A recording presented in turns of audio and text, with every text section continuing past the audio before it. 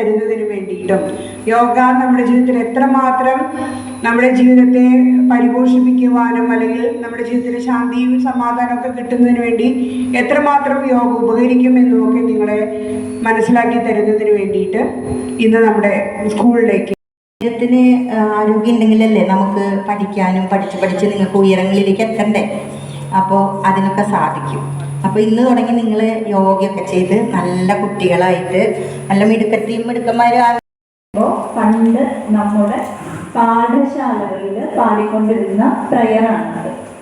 എന്താ പറയുക ഈ പ്രയർ? നമ്മൾ ഒരുമിച്ച് പഠനം തുടങ്ങുകയാണ്.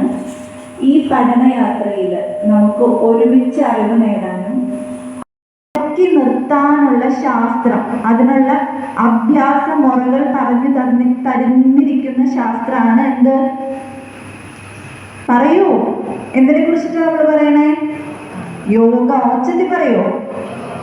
അതെ, യോഗ. മനസ്സിനെ പറഞ്ഞുകൊണ്ടിരിക്കുന്ന പ്രാണായാമങ്ങളാണ് നമ്മൾ പഠിക്കാൻ പോകുന്നത്.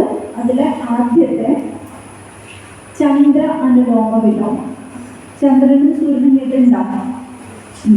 ചന്ദ്രന്റെ ഗുണം എന്താ? തണുപ്പാണ് അല്ലേ? രാത്രിയിൽ തണുപ്പാണ്. സൂര്യനോ ചൂടാണ്.